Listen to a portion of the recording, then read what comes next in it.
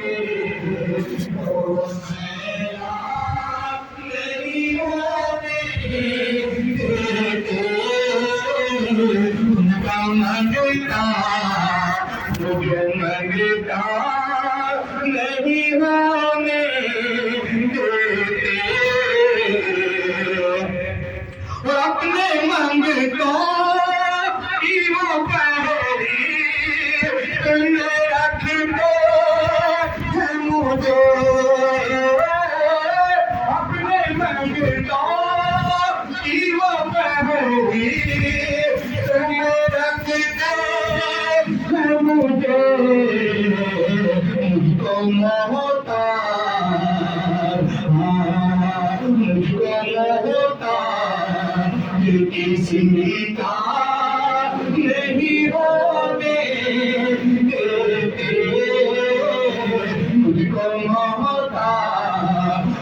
کسی کا نہیں ہونے دیتے ان کا منگتا جو منگتا نہیں ہونے دیتے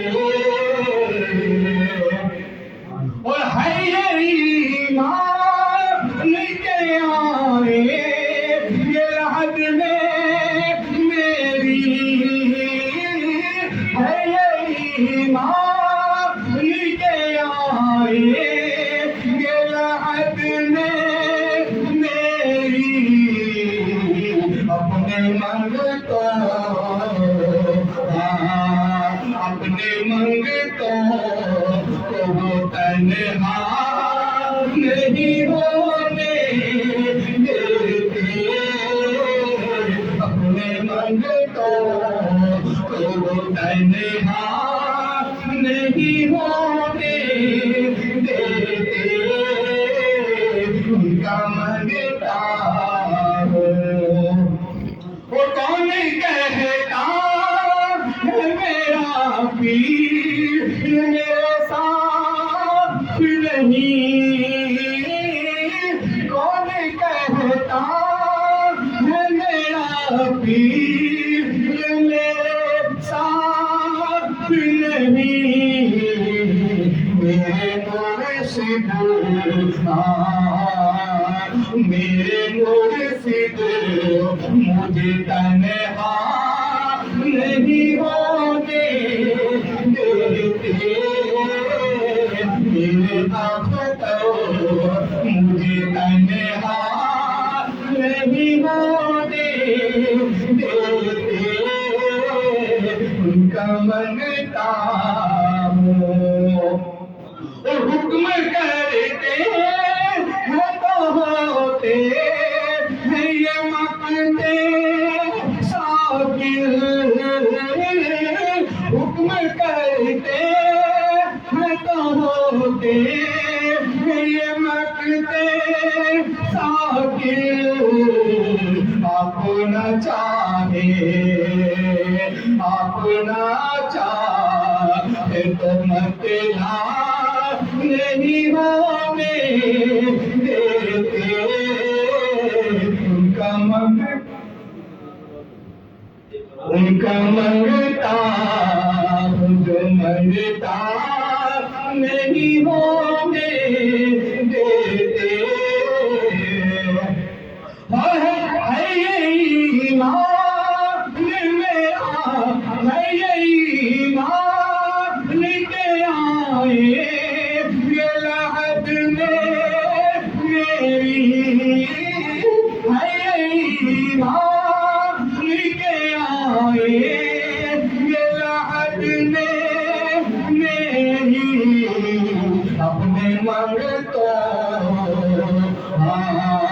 اپنے منگتوں کو وہ تنہا نہیں ہونے دیتے اپنے منگتوں کو وہ تنہا نہیں ہونے دیتے اور کون کہتا ہے میرا پیر میرے ساتھ نہیں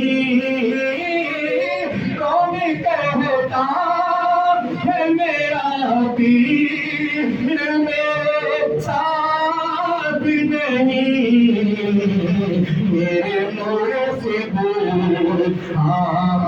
میرے مرشد مجھے تنہا نہیں ہونے دیتے میرے آفتو مجھے تنہا نہیں ہونے دیتے وعلیکم السلام ورحمۃ اللہ وبرکاتہ.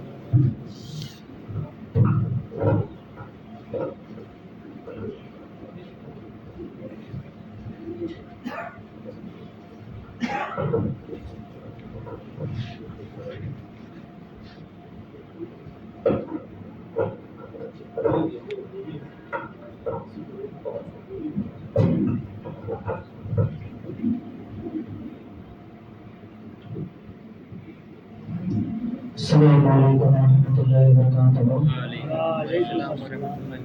آئیے کو دیتے بھگوان کے ساتھ دونوں بیٹھے بیان سے بالکل پریواز والی صلی اللہ علیہ وسلم صلی اللہ علیہ وسلم. بالکل کے ساتھ آپ کے بارے کا شکریہ فرمائے.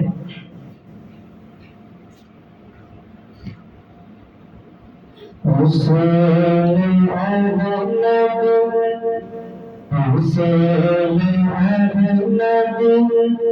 زمانے بھر میں حسین احمد زمانے بھر میں چمک رہا ہے چمک رہا ہے.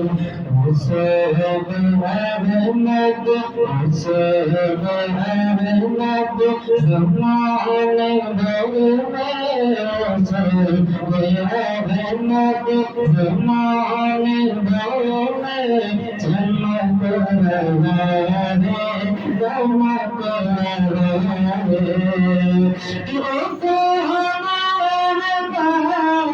زمانے بھر میں چمک رہا ہے چمک رہا ہے.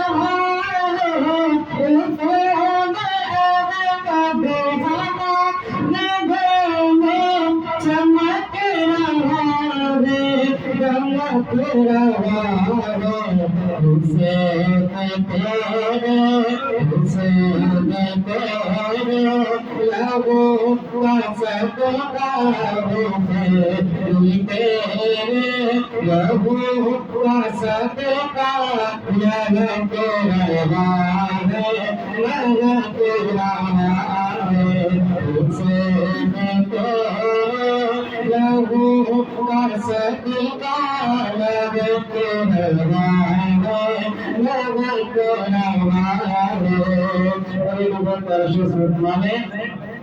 کہ نبی کا ہونا دلانا واسع نبی کا ہونا دلانا واسع سوار جس کی وہ بچاتا نبی کا ہونا دلانا واسع سوار جس کی نبی کا بولا دلہانا واسع سہارے جس کی گوش آقا. نبی کا بولا دلہانا واسع سہارے جس کی گوش آقا. مدنی بچے میرے لہونے کو مدنی میرے لہونے کو اسی کی جانے کو لہک رہا ہے. میرے لہونے کو اسی کی جانے کو لہک رہا ہے.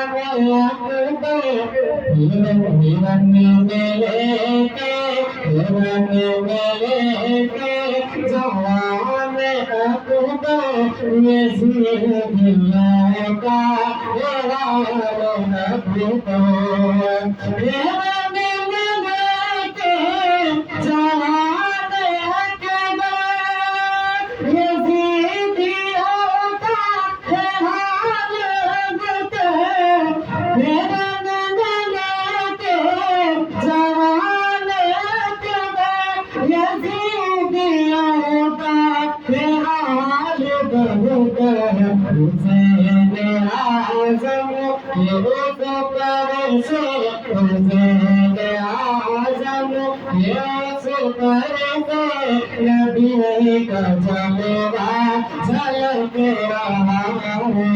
حسین رحمت زمانے بھر میں چمک رہا ہے، چمک رہا ہے۔ اللہ خوشی کو مانے تم کلام کہنے اختر کی عنایت، کہنے اختر کی عنایت، فیض موئے رضا کے برکت، کہنے اختر کی عنایت، فیض موئے رضا کے برکت، عنایت سے کی فیض موئے رضا کے برکت، کلمہ اختر کی عنایت، فیض موئے رضا کے برکت، شام میرا زمین میرا زمین کام سے ذکر شہدا لپٹ رہا ہے، رسول احمد زمانے بھر میں، رسول احمد زمانے بھر میں چمک رہا ہے، چمک رہا ہے۔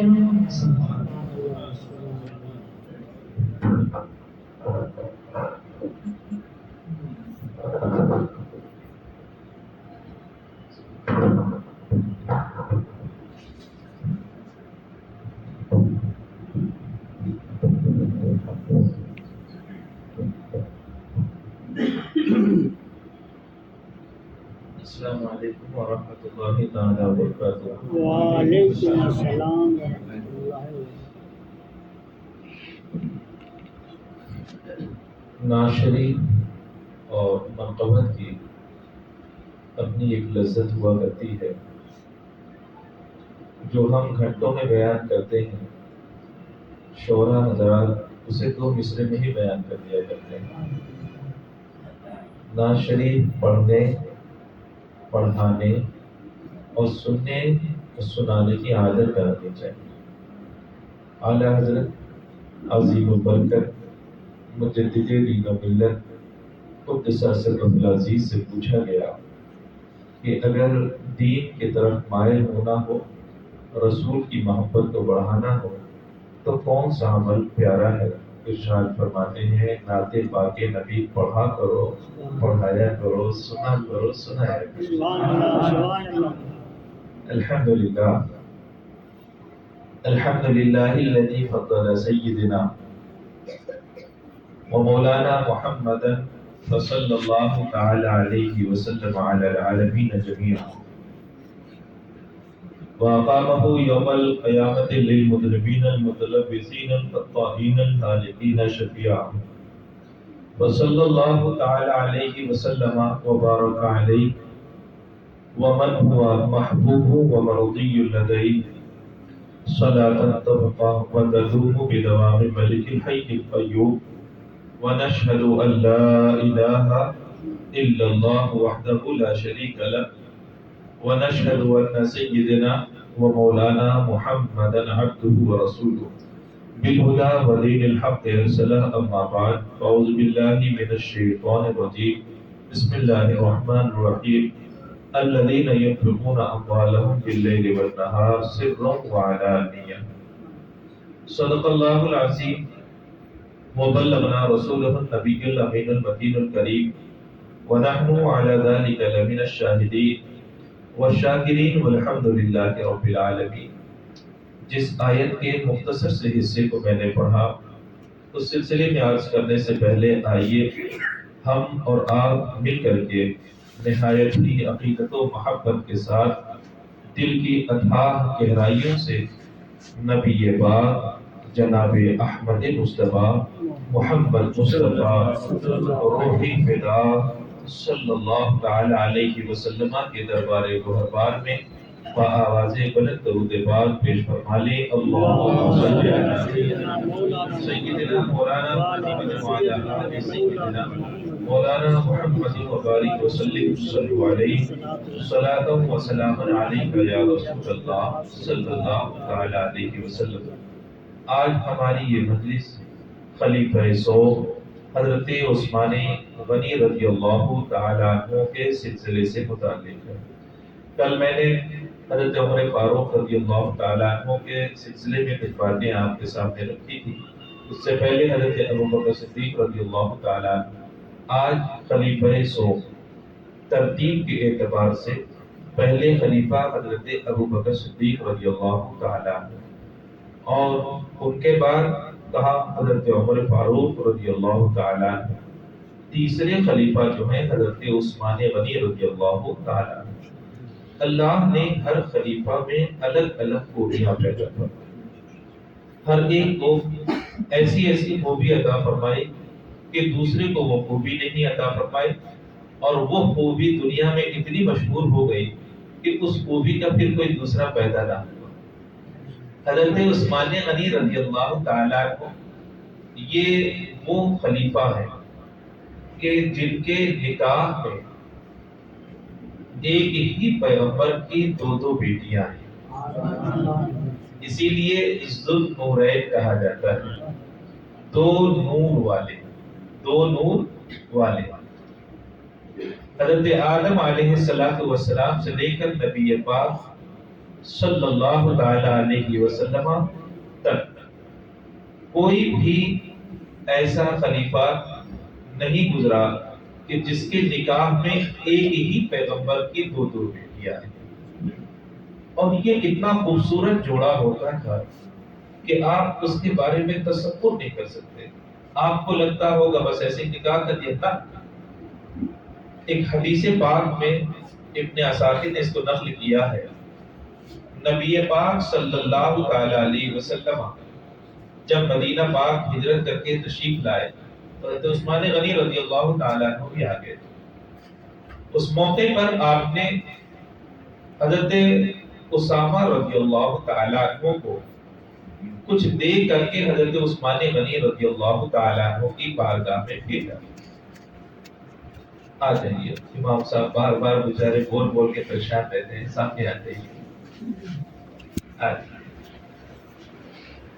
جب آج کہیں تو ایک مرتبہ آپ بھی سنا لیجیے۔ اللہم صلی علی سیدنا مولانا محمد وعلی آل سیدنا مولانا محمد وبارک وسلم صلو علیہ صلاۃ و سلام علیک یا رسول اللہ صلی اللہ تعالی علیہ وسلم۔ حضرت عثمان غنی رضی اللہ تعالیٰ عنہ کے حلیے کے بارے میں آتا یہ ہے، آپ بہت خوبصورت تھے، آپ کی کلائیاں چوڑی تھی اور جسم پر بال تھے۔ بال کا ہونا یہ مضبوط جسم کی علامت ہوا ہے۔ لوگ بہت جلدی بال نکالنا یہ سب شروع ہو جاتا ہے۔ آج ہی ڈاکٹر نے مجھے مسئلہ بھی پوچھا کہ حضرت داڑھی جو ہے وہ تو اس کو تو نہیں نکالا جا سکتا، یہ سینے انہیں پہ ادھر ادھر بال جل جاتے ہیں۔ میں نے کہا اسے بھی نکالنے کی کیا ضرورت ہے؟ بھائی داڑھی آدمی نکالتا ہے تو ایک بات سمجھ میں آتی ہے کہ دوسرے کو دکھانا چاہتا ہے کہ میں بہت صاف ستھرا ہوں، لیکن وہاں کے بعد کہا کہ اب کیا شریعت مطہرہ اس کی اجازت دیتی ہے؟ ارے یہ بال زحمت نہیں ہے، رحمت ہے۔ یہ بال جو ہے زحمت نہیں ہے، یہ رحمت ہے۔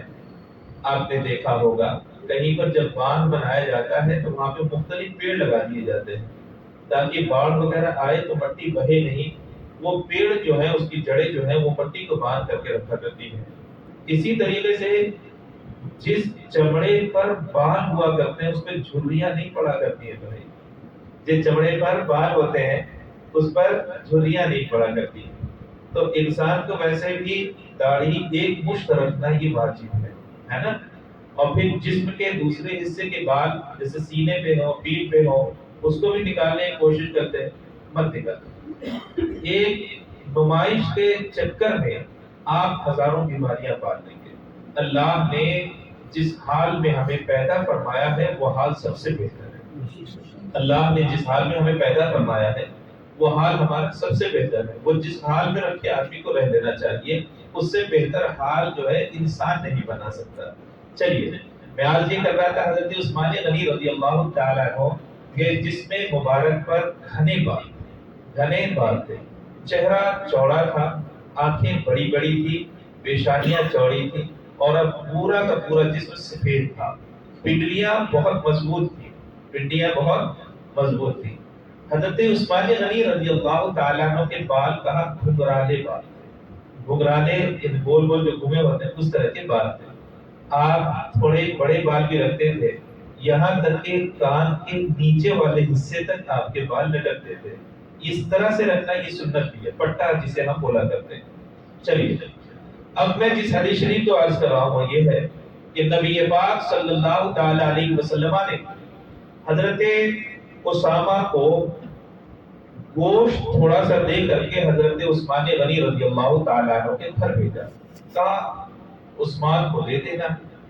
چنانچہ وہ جب گئے تو آپ کی اہلیہ یعنی سرکار کی بیٹی حضرت رقیہ رضی اللہ تعالیٰ عنہ، تو سرکار کی بیٹی بھی تو ماشاءاللہ خوب رو رہی ہوگی، ایسی خوب رو کہ ابھی پتہ چلے گا آپ کو کہ وہ بیٹھی ہوئی تھی اور حضرت عثمان غنی بھی بیٹھے ہوئے. یہ واقعہ آیت حجاب کے نازل ہونے سے پہلے ہے. آیت حجاب جب نازل ہو گئی تو گھروں میں اندر خواتین کے سامنے جانے پر پابندی لگ گئی. کہتے ہیں کہ حضرت اسامہ وہ لے کر کے گئے اور دیکھا حضرت رقیہ بھی بیٹھی ہوئی ہیں اور حضرت عثمان غنی رضی اللہ تعالیٰ کبھی ان کو دیکھتے کبھی ان کو دیکھتے.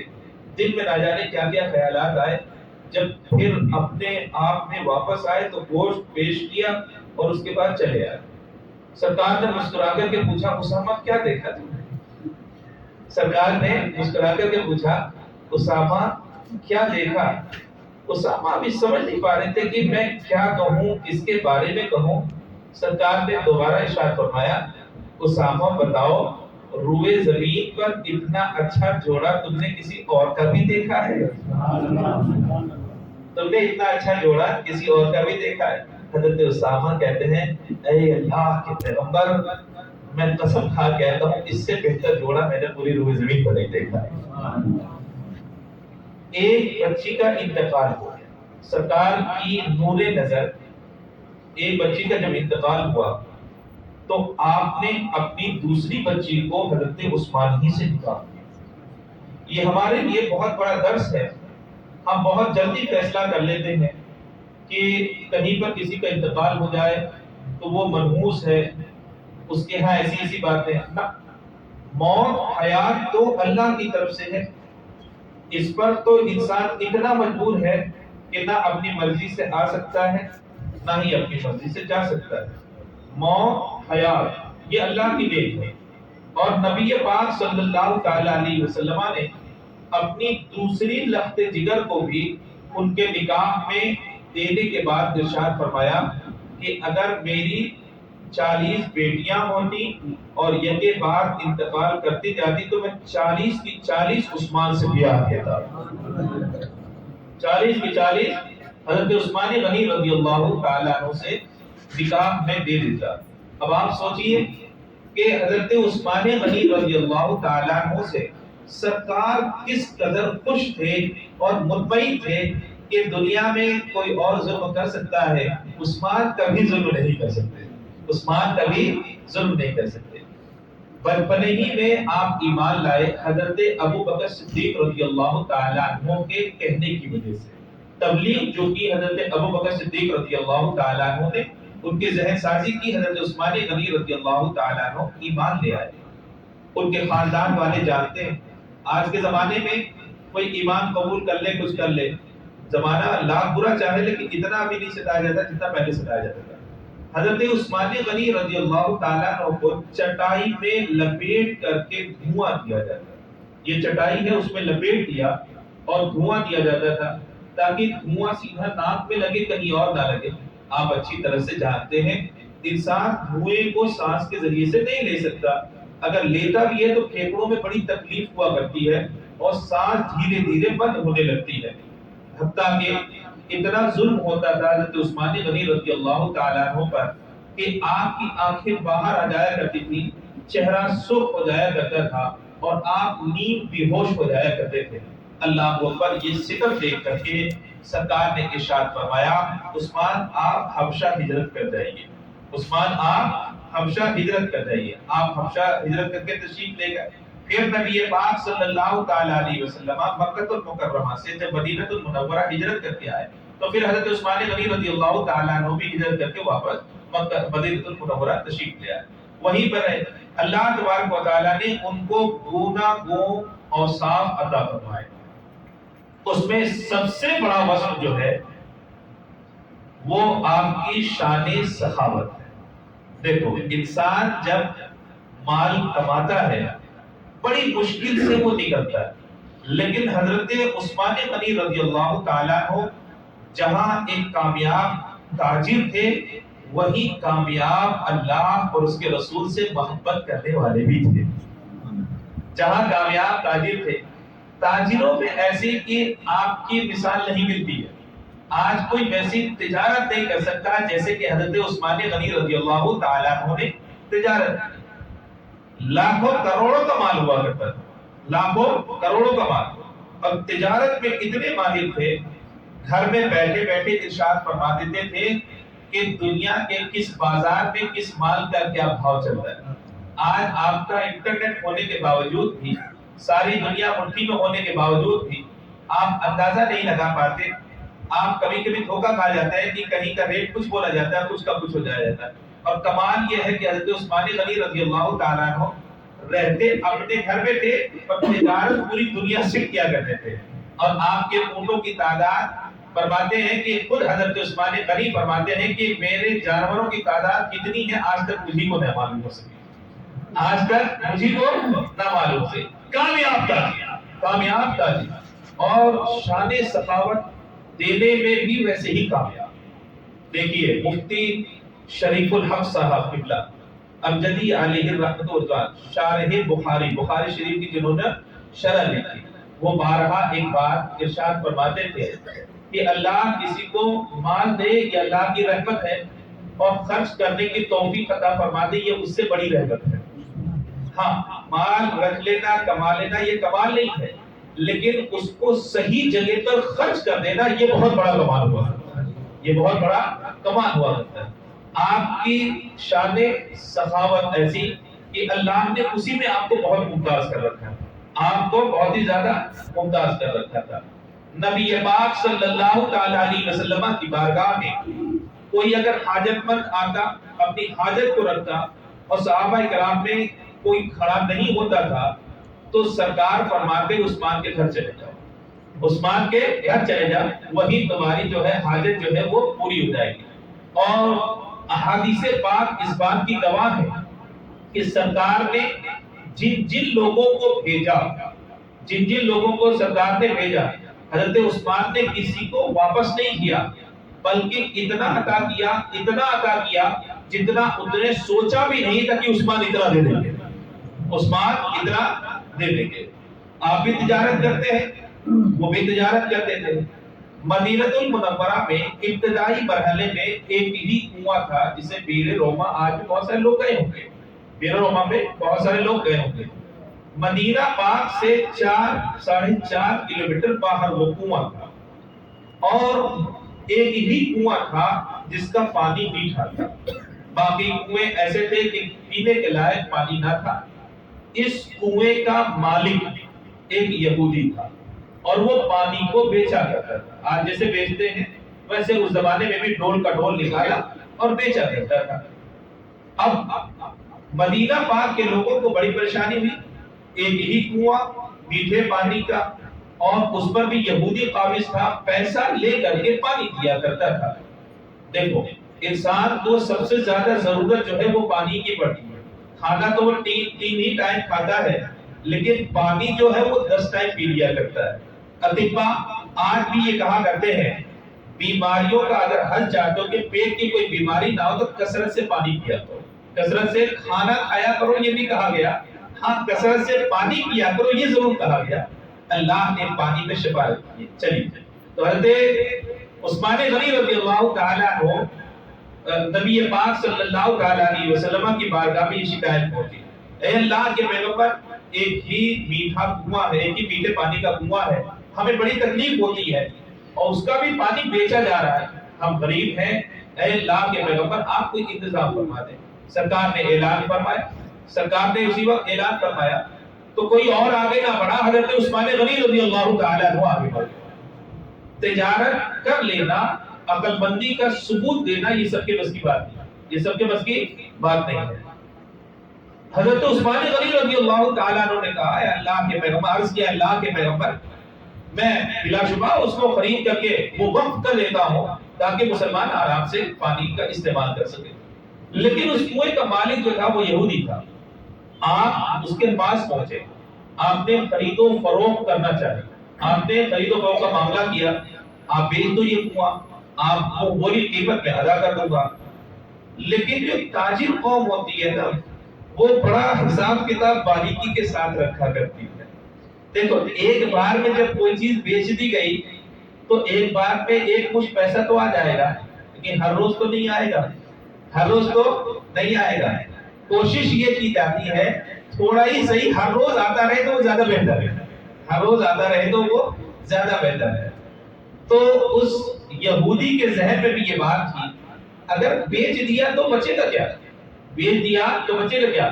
یہ صحیح ہے کہ میں بڑی سی بڑی قیمت لگا دوں گا، لیکن عثمان ادا بھی تو کر دیں گے، عثمان ادا بھی کر دیں گے، لیکن جو میری ڈیلی انکم ہے وہ بند ہو جائے گی، یہ بند ہو جائے گی۔ اس نے کہا عثمان بیچوں گا نہیں، عثمان میں بیچوں گا نہیں۔ کہتے ہیں کہ صبح طلوع ہونے کے بعد سورج حضرت عثمان غنی رضی اللہ تعالیٰ عنہ اس کے پاس گئے تھے اور زوال تک سمجھاتے رہے، آفر دیا، بہت کچھ سمجھایا کہ وہ بولی قیمت دوں گا میں، جو بول دو تمہارے منہ سے نکل جائے۔ وہ ہے کہ زمانے میں یہ سمجھ بلینک چیک دے دوں گا، جو بھر لو وہ تمہارا ہے، لیکن وہ یہودی نہیں مانی، وہ یہودی نہیں مانی۔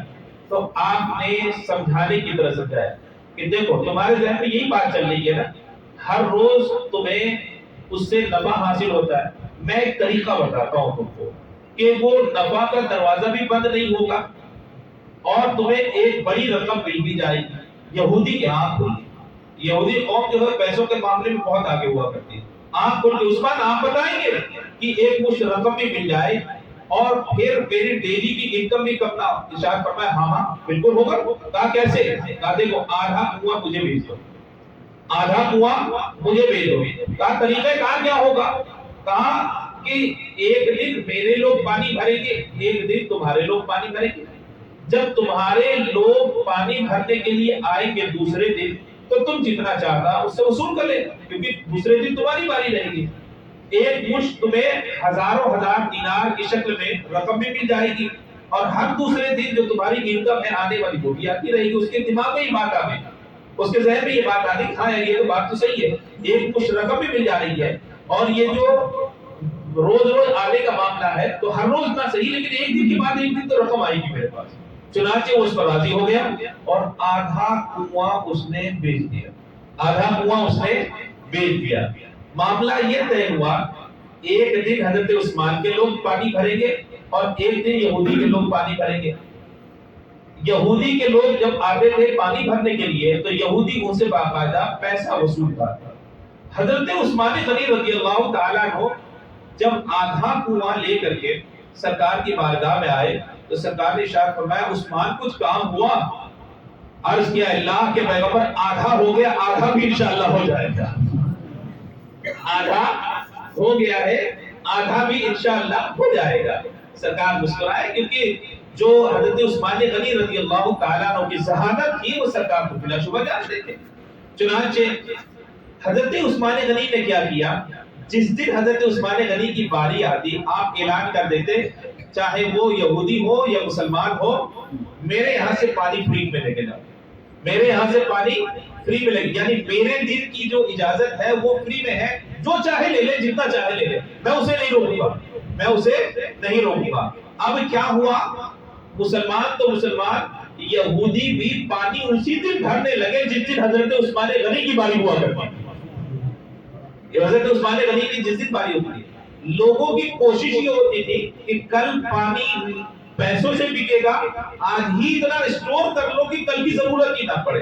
چنانچہ اس یہودی کے جو کسٹمر تھے وہ بھی حضرت عثمان غنی کے ہی باری والے دن پانی بھرنے لگے۔ اب اس کے کسٹمر بچے ہی نہیں، اب اس کے کسٹمر بچے ہی نہیں۔ اب پریشان ہوا، یار دوسرے دن تو مجھے کوئی رقم آنی چاہیے تھی، لیکن میرے سارے کے سارے جو لوگ ہیں وہ تو حضرت عثمان غنی کے دن والے باری والے دن میں وہ پانی بھر لے رہے، میرے پاس تو کوئی آ ہی نہیں رہا۔ مجبور ہو کر کے دوسرے دن شام ہوتے ہوتے خود حضرت عثمان غنی کی بارگاہ میں آیا اور عرض کیا، عثمان یہ آدھا کنواں جو بچا ہے وہ بھی آپ لے لیں۔ یہ جو آدھا کنواں بچا ہے، تجارت کرنا اتنا آسان ہے، آپ بہتر جانتے ہیں ہم سے بہتر جانتے ہیں۔ اس میں بھی بہت دور اندیشی سے کام لینا پڑتا ہے، کہاں پر کیا کہنا ہے وہ ساری چیزیں سمجھنا پڑتا ہے۔ اب شام کے بعد مغربی عشاء کے بعد رات کے وقت حضرت عثمان غنی رضی اللہ تعالیٰ عنہ سرکار کی بارگاہ میں آئے۔ اب سرکار نے پوچھا، عثمان کام ہو گیا؟ حضرت عثمان غنی رضی اللہ تعالیٰ عنہ نے عرض کیا، اے اللہ کے پیغمبر، اللہ نے اپنے طرف سے مکمل کنواں مسلمانوں کو عطا فرما دیا ہے۔ کوئی تجارت کرے تو ایسی کرے، آپ نے کبھی کسی کو روکا نہیں، آپ نے کبھی کسی کو روکا نہیں، کسی پر ظلم نہیں کیا۔ آپ کے اسی کنویں سے پورا مدینہ پاک پانی پیا کرتا تھا، پورا مدینہ پاک پانی پیا کرتا تھا۔ لوگ اونٹوں سے پانی نکالتے تھے، گھوڑوں سے پانی نکالتے تھے، اور پانی نکال کر کے اپنے اپنے گھروں کو لے جاتے تھے، اور سب کچھ جو تھا وہ فری میں تھا۔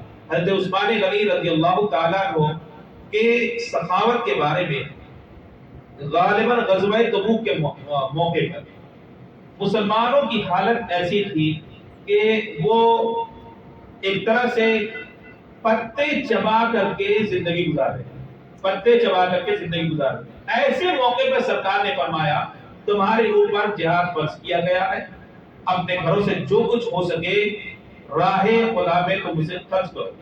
ایک مرتبہ اعلان فرمایا، حضرت عثمان غنی کھڑے ہوئے، لوگوں کے پاس جناب پیٹ بھرنے کے لیے غلہ تک نہیں، سواری کے لیے جانور تک نہیں۔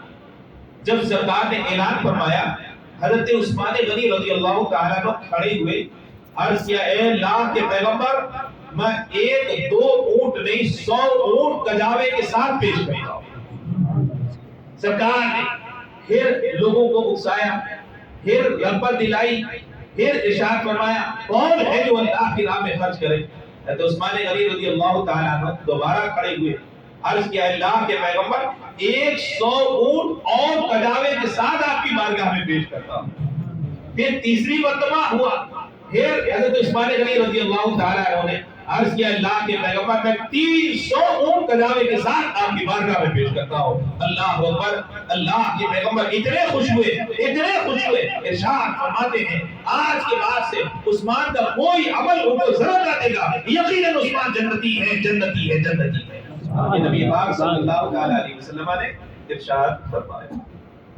اچھا دیکھو، جو سخی ہوتا ہے، فیاض ہوتا ہے، لوگ اس کے پاس رہنا بھی چاہتے ہیں۔ ایسا نہیں کہ اس کے مال کی وجہ سے، نہیں، اخلاق بھی تو کوئی چیز ہوتی ہے، اخلاق بھی تو کوئی چیز ہوتی ہے۔ آپ کسی کو چھڑکیے بھائی، آپ کسی کو نیچا مت دکھائیے، آپ کسی کی بے عزتی مت کیجیے، لوگ آپ سے خود بخود متاثر ہو جائیں، لوگ آپ سے خود بخود متاثر ہو جائیں۔ حضرت عثمان غنی رضی اللہ تعالیٰ عنہ کے پاس جانے کے لیے ان کے غلام بہانہ ڈھونڈا کرتے تھے۔ حضرت عثمان غنی رضی اللہ تعالیٰ عنہ کے پاس جانے کے لیے ان کے جو غلام ہوتے ہیں نا، دیکھو غلام یہ وہ لوگ ہوتے تھے کہ جن پر آقا بہت زیادہ ظلم کرتے تھے، ہے نا؟ پہلے زمانے میں مارنا، پیٹنا، ان پر ظلم کرنا، تشدد کرنا، یہ سب ہوتا تھا۔ اسلام آیا تو اسلام نے ایک ہی قانون بتایا کہ دیکھو یہ الگ بات ہے کہ وہ غلام ہے، لیکن ہے انسان، لہذا جیسا تم کھاتے ہو ویسا ان کو بھی کھلاؤ، اور جیسا تم پہنتے ہو ویسے ہی ان کو بھی پہناؤ، اور جس طرح کا کام تم کرتے ہو ویسے ہی کام ان سے بھی لو، اور اگر زیادہ کام لے رہے ہو تو پھر ان کا تعاون بھی کرو، ان کی مدد بھی کرو۔ یہ اسلام کی تعلیمات ہے، یہ اسلام کی تعلیمات ہے۔ یہ غلاموں کی جو قوم تھی، حضرت عثمان غنی رضی اللہ تعالیٰ عنہ سے بہت زیادہ متاثر تھی۔ بہانے بہانے سے حضرت عثمان غنی رضی اللہ تعالیٰ عنہ کے بارگاہ میں پہنچ جاتے تھے یہ لوگ، اور حضرت عثمان غنی رضی اللہ تعالیٰ عنہ اگر کوئی کام ارشاد فرماتے تھے، یہ لوگ بڑے شوق سے کیا کرتے تھے۔ ایک مرتبہ ایک مسلمان آیا اور اسے تھوڑی شہد کی ضرورت تھی، اسے تھوڑی شہد کی ضرورت تھی۔ اسی وقت کسی دوسرے نے دیکھا تھا کہ حضرت عثمان غنی رضی اللہ تعالیٰ عنہ کے پاس ایک اونٹ آیا ہے جس پر دونوں طرف مٹکوں میں شہد رکھا ہے۔ اس زمانے میں مٹکے میں کم سے کم 50 کلو تو رہتا ہوگا، 100 کلو کے لگ بھگ ہوتا ہوگا ایک مٹکے میں۔ اونٹ ہے تو دونوں طرف ایک ایک مٹکے رہتے ہیں، یعنی 200 کلو تو ہوگا کم سے کم، اتنا تو ہوگا۔ کہاں ایک مسلمان نے نشاندہی گئی، تم کو شہد چاہیے؟ کہاں ہاں شہد چاہیے، اس کو تھوڑا سا شہد چاہیے، اس کو تھوڑا سا شہد چاہیے۔ تو اس موقع پر اس مسلمان نے بتایا عثمان کے پاس چلے جا، ابھی ابھی ان کے پاس اونٹ پر شہد آیا، اونٹ پر شہد آیا۔ لہذا وہ جو دوسرے مسلمان تھے جن کو شہد کی ضرورت تھی، وہ حضرت عثمان غنی رضی اللہ تعالیٰ عنہ کی بارگاہ میں پہنچے اور عرض کیا حضور مجھے تھوڑا سا شہد چاہیے۔ اونٹ ابھی شہد کا مٹکا لے کر کے بیٹھ رہا تھا، ابھی بیٹھ رہا تھا، تو آپ نے یہ نہیں پوچھا کتنا شہد چاہیے، آپ نے غلام کو حکم دیا اونٹ جو بیٹھ رہا ہے اس کا ایک مٹکا شہد اٹھا کے اس کو دے دو، ایک مٹکا۔ ضرورت تو تھوڑی سی تھی نا، 100 گرام 200 آدھا کلو، اس سے زیادہ کیا ضرورت نہیں ہوگی، لیکن آپ نے فرمایا 100 کلو کا جو اس زمانے میں جو بھی وزن ہو وہ ایک مٹکا ہی اٹھا کر کے دے دو۔ غلام کو تعجب ہوا حضور اس کو تھوڑے سے شہد کی ضرورت، آپ پورا مٹکا ہی اٹھا کر کے دے دیں گے؟ اس نے اپنے ذہن میں کہا، وہ کہا زبان سے نہیں کہا، اس نے اپنے دل میں کہا لینے آیا تھا تھوڑا سا شہد، آپ اٹھا کر کے پورا مٹکا دے دیں۔ ذہن میں ترکیب آئی کہ حضرت کو میں ایک ایسی بات بولوں گا جس کی وجہ سے وہ پورا مٹکا شہد کا نہیں دیں گے، اس کے ذہن میں ایک ترکیب آئی۔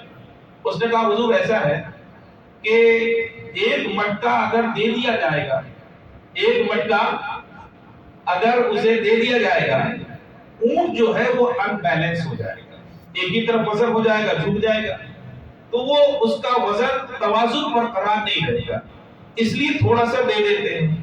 تو حضرت عثمان غنی نے اس کی طرف دیکھا، ارشاد فرمایا تم ایک کام کرو دونوں مٹکے اٹھا کے دے دو، تم ایک کام کرو، بھائی ان بیلنس ہو رہا ہے نا، تو اس کو بچانے کے لیے اس نے ترکیب سوچی، اس کو بچانے کے لیے ترکیب سوچی کہ ایک طرف جو ہے وہ کم وزن ہو جائے گا اور دوسری طرف بہت زیادہ ہو جائے گا، تو اس کو میں ایسے بچا لوں گا کہ وزن برابر نہیں رہے گا۔ تو ارشاد فرمایا اچھا ایسے ان بیلنس ہو جائے گا، ایک کام کرو دوسرا مٹکا بھی اٹھا کے اس کو دے دو، دوسرا مٹکا بھی اٹھا کے دے دو۔ کھوپڑی کام نہیں کر رہی تھی، بہت دیر کے بعد سمجھا اب کیا کروں، اب کیا کروں، لہذا اب اس نے ایک اور ترکیب سوچی اور کہا کہ حضور ٹھیک ہے 2 مٹکے دے دیے تو جائیں گے، لیکن کیسے جائے گا؟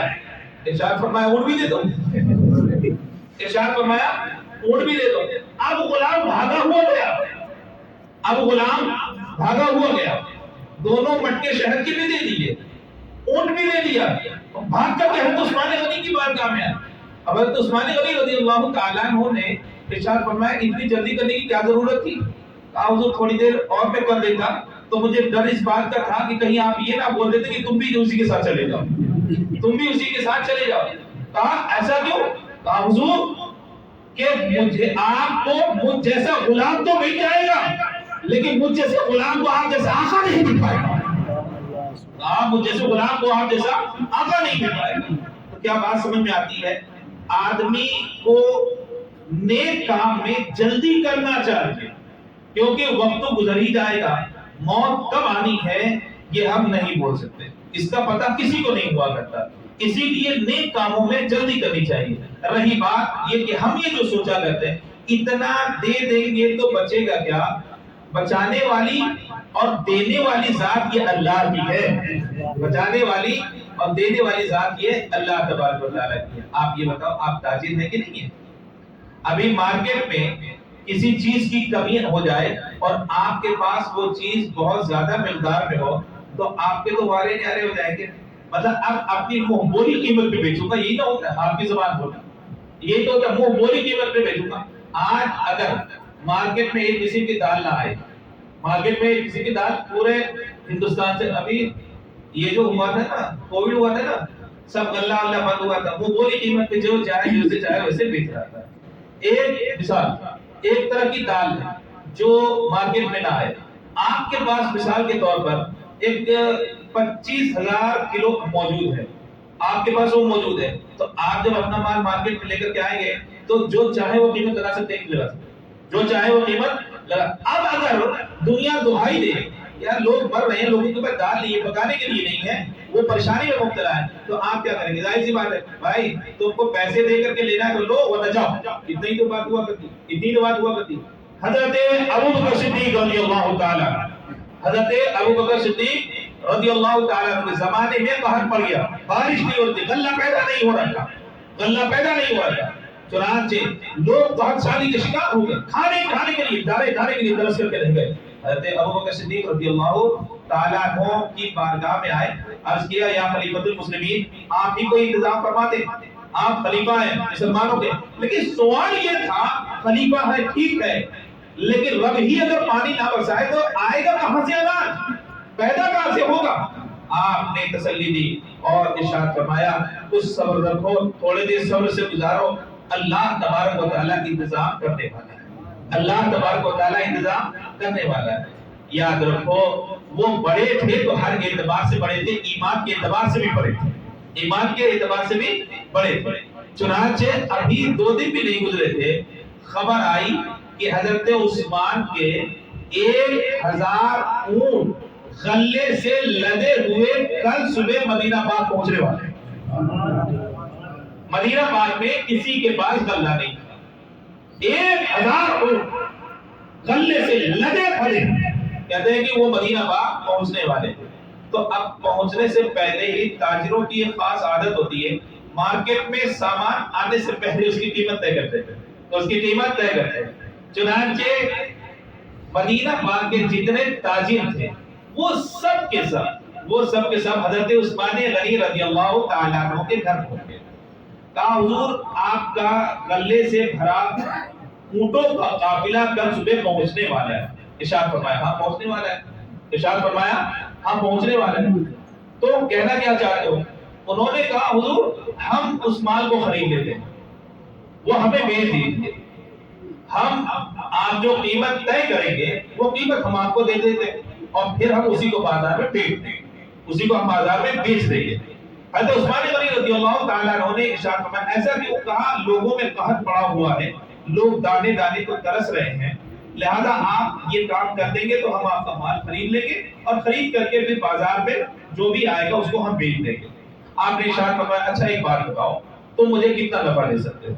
एक ताजिर का हक है ना, माल उसका है तो कीमत लगाने का भी हक है। अब जब खरीदने वाले कई हो जाए तो उसका हक है, बोलो तो नीलामी तो करो, तुम कितना दे सकते हो, तुम्हारी कीमत कितनी है? एक ने कहा हुजूर एक काम करते हैं, 10 दिरहम जहां गल्ले की कीमत है हम आपको 11 देंगे, जो 10 दिरहम आपके गल्ले की कीमत है वो हम 11 देंगे। इरशाद फरमाया नहीं इस कीमत पे मैं राजी नहीं, मुझे और चाहिए। एक और ताजिर उठा, उसने कहा कि ठीक है हुजूर एक काम करें, हम 10 के बजाय हम आपको 12 देंगे, 10 के बजाय हम 12 देंगे। इरशाद फरमाया नहीं ये कीमत कम है। तीसरा उठा, उसने कहा 13 देंगे, कहा कीमत कम है, कहा 14 देंगे, कहा ये भी कीमत कम है। अल्लाह अकबर। अब उनके पास इतनी दौलत थी कहाँ, इतनी दौलत थी कहाँ? चुनांचे उन्होंने कहा कि आप ही बता दें कि आप कितने में बेचेंगे। तो आपने इरशाद फरमाया कि 10 में 11 नहीं बल्कि 100 गुना ज्यादा कीमत में बेचूंगा, 100 गुना नहीं, 100 गुना नहीं 10 गुना ज्यादा कीमत में बेचूंगा, 10 गुना ज्यादा कीमत में बेचूंगा। सबके मुंह खुले रह गए, यार इतनी कीमत देने वाला है कौन, इतनी कीमत देने वाला है कौन? मदीना पाक के जितने भी ताजिर थे सब तो यही बैठे बैठे। तो उन्होंने ये अर्ज किया ठीक है उस्मान आपको अपना सामान बेचने का पूरा हक है, पूरा हक है, लेकिन जो कीमत आप बता रहे हैं हमें सिर्फ इतना बता दीजिए कि मदीना पाक में उस रेट पे खरीदने वाला कौन है, उस रेट पे खरीदने वाला कौन है? आप मुस्कुराए, इरशाद फरमाया मेरे रब ने वादा फरमाया है, मेरे रब ने वादा फरमाया एक खर्च करो मैं 10 गुना दूंगा, मैं बगैर कीमत के इन तमाम ऊँटों को मदीना पाक में तकसीम कर देना चाहता हूँ। कमाल کیا اس وقت وہ چاہتے تو اس کا فائدہ حاصل کر سکتے تھے کہ نہیں کر سکتے تھے؟ لیکن ایسے ہی عثمان کو غنی نہیں کہا گیا، غنی تھے تو ہر اعتبار سے غنی، اور سخی تھے تو ہر اعتبار سے سخی تھے، ہر اعتبار سے سخی تھے۔ نبی پاک صلی اللہ تعالی علیہ وسلم کو حضرت عثمان غنی رضی اللہ تعالی عنہ پر ناز تھا، ناز فتح مکہ کے موقع، صلح حدیبیہ کے موقع میں حضرت عثمان غنی رضی اللہ تعالی عنہ مکہ المکرمہ میں، یہی ایک وہ صحابی تھے کہ زمانے کفر میں بھی کفار ان سے ڈرا کرتے تھے، زمانے کفر میں بھی کفار ان سے ڈرا کرتے تھے۔ جب مکہ والوں نے کہا کہ اے پیغمبر اعظم آپ اپنا نمائندہ ہمارے پاس بھیجیں، تو سرکار کی نگاہ کسی اور پر نہیں پڑی تھی، حضرت عثمان غنی رضی اللہ تعالیٰ عنہ پہ پڑی تھی، حضرت عثمان غنی رضی اللہ تعالیٰ عنہ پڑی۔ ارشاد فرمایا عثمان تم جا کر کے میری نمائندگی کرو۔ حضرت عثمان غنی رضی اللہ تعالیٰ عنہ مکہ المکرمہ پہنچے، اور پہنچنے کے بعد وہاں پہ لوگوں نے آفر کیا، وہاں پہ لوگوں نے کہا عثمان آپ آئے ہو، آپ طواف کعبہ کر لو، پیغمبر کو نہیں کرنے دیں گے، ان کے ساتھ جو اصحاب آئے ہیں ان کو نہیں کرنے دیں گے۔ اللہ اکبر، کعبے کو نگاہ اٹھا کر کے بنا دکھا، کعبے کو نگاہ اٹھا کر کے بنا دکھا۔ ارشاد فرماتے ہیں عثمان اگر طواف کرے گا تو پیغمبر اعظم کے ساتھ کرے گا، ورنہ نہیں کرے گا۔ کہا گیا تھا عثمان آپ کر لو، وہ جنگ کا ماحول تھا بھائی، وہ جنگ کا ماحول، تلواریں نکل چکی تھی، قتل و غارت کا ماحول تھا۔ ان حالات میں حضرت عثمان غنی رضی اللہ تعالیٰ عنہ کو مکہ المکرمہ بھیجا گیا کہ بات چیت کریں، مسلمانوں کو عمرہ کرنے دیں، عمرہ نہیں کرنے دیں گے۔ عثمان آپ آئے ہیں، ہم آپ کو اجازت دیتے ہیں، آپ چاہیں تو اکیلے کر لیں، لیکن پیغمبر کے ساتھ اجازت نہ ہوگی۔ ارشاد فرمایا عثمان اگر عمرہ کرے گا تو پیغمبر اعظم کے ساتھ کرے گا، ورنہ کعبے کو نگاہ اٹھا کے کرے گا، کعبے کو نگاہ اٹھا کر کے نہیں دے گا۔ اب گفتگو میں کچھ تلخی آئی، ایک دن گزر گیا، 2 دن گزر گیا، ادھر مسلمانوں میں یہ خبر مشہور ہو گئی عثمان شہید کر دی گئی، یہ خبر کی افواہ تھی جو مسلمانوں مشہور ہو گئی۔ سرکار نے تمام مسلمانوں سے بیعت کی، بیعت پر ہاتھ پر کہ اگر عثمان شہید ہو گئے تو اب مکہ المکرمہ والوں کے خلاف اعلان جنگ ہے، جنگ ہوگی اور کوئی بھی پیٹ دکھا کر کے نہیں بھاگے گا۔ سب سے بیعت کی سرکار نے، ظاہر سی بات ہے وہ سرکار کے صحابہ بھی تو تھے، وہ بھاگنے والے میں سے تھے نہیں، وہ بھاگنے والوں میں سے تھے نہیں۔ اب حضرت عثمان غنی رضی اللہ تعالیٰ عنہ نہیں تھے، جانتے سرکار نے ارشاد فرمایا یہ ہاتھ میرا عثمان کا ہاتھ ہے اور یہ ہاتھ میرا ہاتھ ہے، عثمان کی طرف سے میں بیعت کرتا ہوں کہ عثمان میری ماتحتی میں رہیں گے۔ ارشاد فرمایا کہ عثمان کی طرف سے میں بیعت کرتا ہوں کہ عثمان میری ماتحتی میں رہیں گے۔ آپ جانتے ہیں تاریخ ہمیں یہ بات بتاتی ہے کہ حضرت عثمان غنی رضی اللہ تعالیٰ عنہ بہت چہیتے خلیفہ اور سرکار دو عالم صلی اللہ تعالیٰ علیہ وسلم کے داماد، بہت چہیتے، سرکار بہت زیادہ اپنے دامادوں میں حضرت عثمان غنی رضی اللہ تعالیٰ عنہ کو چاہتے تھے۔ کوئی بھی حاجت ہوتی، کوئی بھی اگر دور سے حاجت مند آ جایا کرتا تو سرکار حضرت عثمان غنی رضی اللہ تعالیٰ عنہ کے ہی گھر پہ بھیجا کرتے تھے۔ آج ضرورت ہے انہی کے نقش قدم پر ہم بھی چلیں۔ دنیا کمانا آسان ہے اور صحیح جگہ پر خرچ کرنا یہ بڑا مشکل ہے۔ حضرت عثمان غنی نے دنیا بھی کمایا اور آخرت بھی کمایا۔ آپ کو حدیث پاک معلوم ہے، آپ کو حدیث پاک معلوم ہے، ایک انصاری صحابی تھے اور ایک منافق بنام مسلمان ہی تھا، اس کے گھر میں کھجور کا درخت تھا، ٹیڑھا ہو گیا تھا اور اس کی کھجوریں مسلمان کے گھر کے آنگن میں ٹوٹ کر کے پڑتی تھی۔ اس مسلمان نے نبی پاک صلی اللہ تعالی علیہ وسلم عرض کیا اللہ کے پیغمبر آپ مجھے ارشاد فرماتے ہیں یا تو اپنا کھجور کا جو ہے درخت وہ کاٹ لے اپنے پاس رکھ لے، یا میرے بچے کبھی کبھی اس کی کھجوروں اٹھا کر کے کھا لیتے، اجازت دے دے، اجازت دے دے، میں رہتا نہیں ہوں، ہمیشہ بچے تو بچے ہی ہیں، کبھی اٹھا لیا کھا لیا تو کہیں ایسا نہ ہو کہ مواخذہ ہو، کہیں ایسا نہ ہو مواخذہ ہو۔ سرکار کائنات صلی اللہ تعالی علیہ وسلم نے اس کو بلایا، ارشاد فرمایا کہ تم ایک کام کرو، اپنا درخت اس مسلمان کے ہاتھ میں بھیج دو، کیونکہ درخت اگرچہ تمہارے آنگن میں لگا ہے لیکن وہ ٹیڑھا ہوتے ہوتے مسلمان کے آنگن میں آ چکا ہے، بیچ میں دیوار تھی۔ اگر تم بیچ دو گے تو اب اس کا پھل استعمال کرنا ان کے بچوں کے لیے حلال ہوگا، وہ تیار نہیں ہوا۔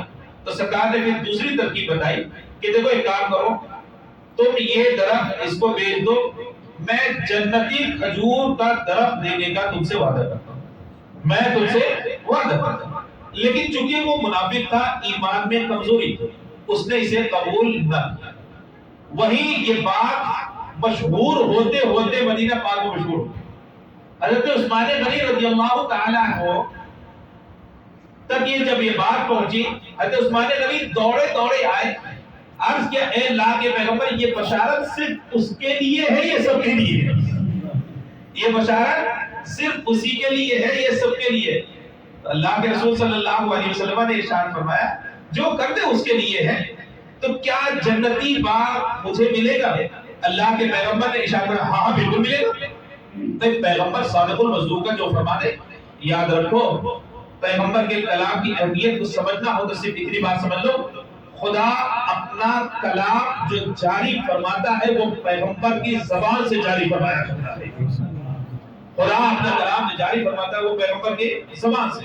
چنانچہ حضرت عثمان غنی رضی اللہ تعالیٰ عنہ بھاگتے اس کے گھر پہنچے، منافق نے کہا یہ درخت بیچ دو، کہا نہیں بیچے گا۔ کتنے میں بیچو گے؟ کہا بیچو گے؟ کہا میں تمہیں 100 درخت دیتا ہوں، 100 درخت دیتا ہوں، فلانی جگہ میرا باغ ہے اس میں سے 100 درخت تمہارے۔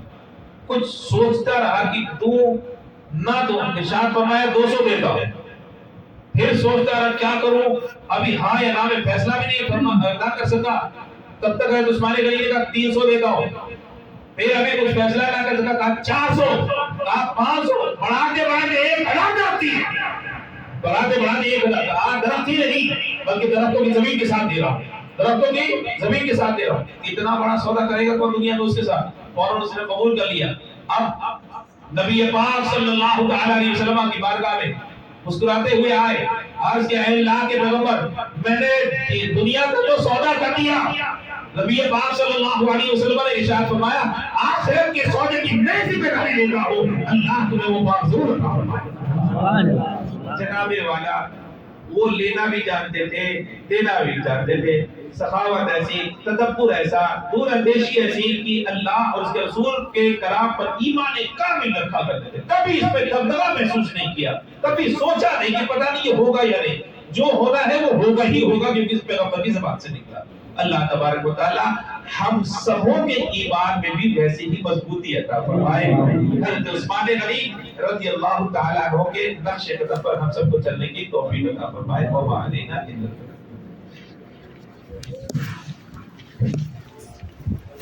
مصطفیٰ جانی رحمت پہ لاکھوں سلام، شمع بز میں ہدایت پہ لاکھوں سلام، جی سبحانی گھڑی چمکا ہے آقا چاند،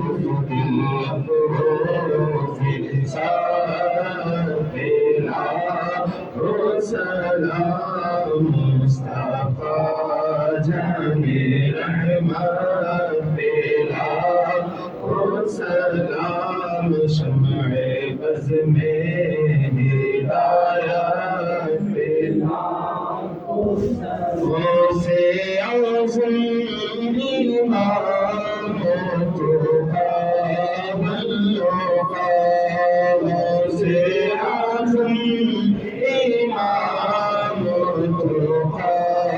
بلوغا، جلوہ شان قدرت لاکھوں سلام، مصطفیٰ جانے رحمت پہ لاکھوں سلام، شمع بز میں ہدایت پہ لاکھوں سلام، کاش محشر میں جب ان کی آمد ہو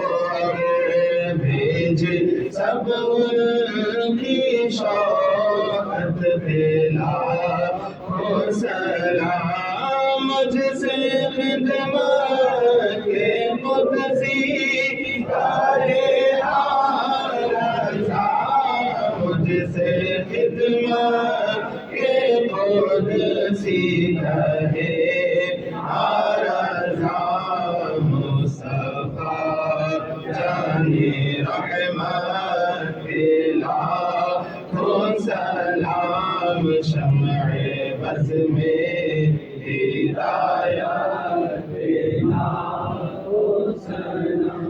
الحمد لله رب العالمين والعاقبة للمتقين. اللهم صل على سيدنا مولانا محمد وعلى آل سيدنا مولانا محمد وبارك وسلم. صلوا عليه صلاة وسلاما عليك يا رسول الله صلى الله تعالى عليه وسلم. اللهم ربنا آتنا في الدنيا حسنة وفي الآخرة حسنة وقنا عذاب النار وادخلنا الجنة مع الأبرار يا عزيز يا غفار يا رب العالمين. اللهم ربنا تقبل منا إنك أنت السميع العليم وتب علينا إنك أنت التواب الرحيم.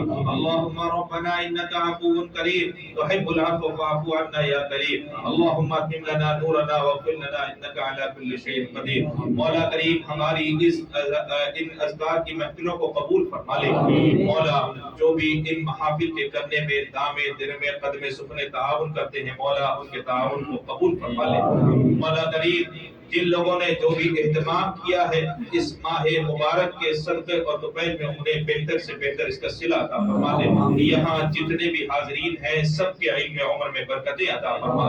مولا کریم اس ماہ مبارک اور سال نو کے صدقے اچھوں کے صدقے خلفائے اربعہ کے صدقے دوپہر میں ہم سب کے ایمان میں مضبوطی عطا فرما, تسلط عطا فرما, استقامت عطا فرما. مولا جب تک باحیات رہے جیتے رہے تیرے مذہب سے وابستہ رہنے کی توفیق عطا فرما. مولا کریم تیرے محبوب کے نقش قدم پر چلنے کی توفیق عطا فرما.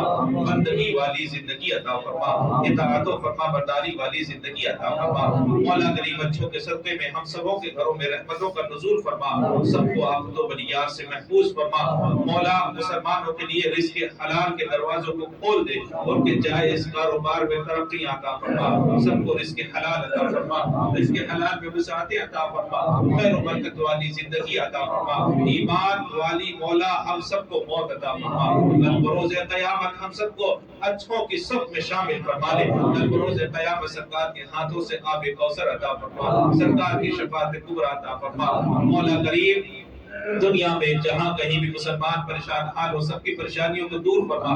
خصوصیت کے ساتھ ملک کی مسلمانوں کی جان مال عزت و آبرو کی حفاظت فرما, ایمان اور عقیدے کی حفاظت فرما, عبادت گاہوں کی حفاظت فرما. مولا کریم دنیا میں جہاں کہیں مسلمان پریشان حال ہو سب کی پریشانیوں کو دور فرما.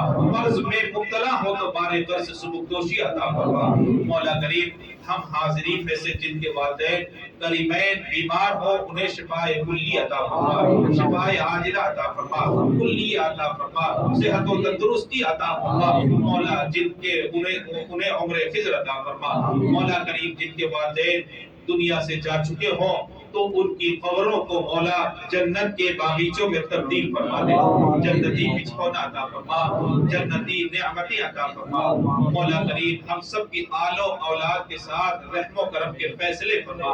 جو بے اولاد ہوں انہیں اولاد نرینہ عطا فرما, جو صاحب اولاد ہوں مولا کریم ان سب کو اطاعت اور بندگی کرنے کی توفیق عطا فرما. حسنین کریمین کا ہم سب کو صدقہ عطا فرما دے. مولا کریم اس دعا کو نبی پاک صلی اللہ تعالی علیہ وسلم کے صدقہ دوپہر میں قبول فرما. قال اللہ تبارک و تعالی بشان حبیبہ الکریم ان اللہ وملائکتہ یصلون علی النبی یا ایھا الذین آمنوا صلوا علیہ وسلموا تسلیما. اللهم صل علی سیدنا مولانا محمد وعلى آل سيدنا مولانا محمد وبارك وسلم. صلوا عليه صلاة وسلام عليك يا رسول الله صلى الله تعالى عليه وسلم. سبحان ربك رب العزة عما يصفون وسلام على المرسلين والحمد لله رب العالمين. بحق لا إله إلا